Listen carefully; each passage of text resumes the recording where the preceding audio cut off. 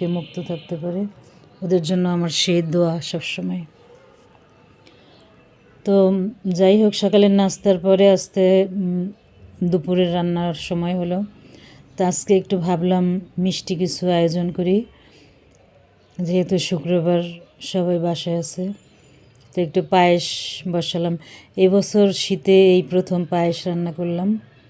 ছেলের জন্য রান্না করতে চেয়েছিলাম, ওকে জিজ্ঞেস করেছিলাম, কিন্তু ও বলেছে আম্মু থাক, পায়েস রান্না করতে হবে না। আসলে ও মিষ্টির আইটেমস তেমন পছন্দ করে না।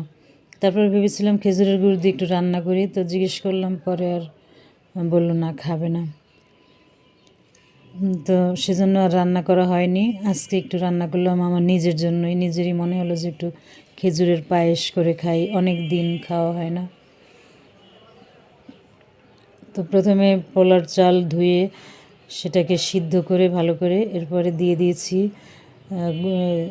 লিকুইড দুধ ছিল একটু, হাফ কেজির মতো, সেটা দিয়েছি প্রথমে। এরপরে দিয়ে দিলাম গুঁড়া দুধ দিয়ে ফুটিয়ে তারপরে দিয়ে দিলাম খেজুরের পাটালি। পুরোটাই পাটালি গুড় দিয়ে রান্না করেছি, কোনো রকম চিনি দেইনি, কারণ গুড়ে তো নর্মালি আমাদের উপকারের জন্য যারা গুড় তৈরি করেন তারা এমনিতেই চিনি দিয়ে রাখেন, সেজন্য চিনি দিলাম না। এরপর দিয়ে দিয়েছি নারকেল কোরানো।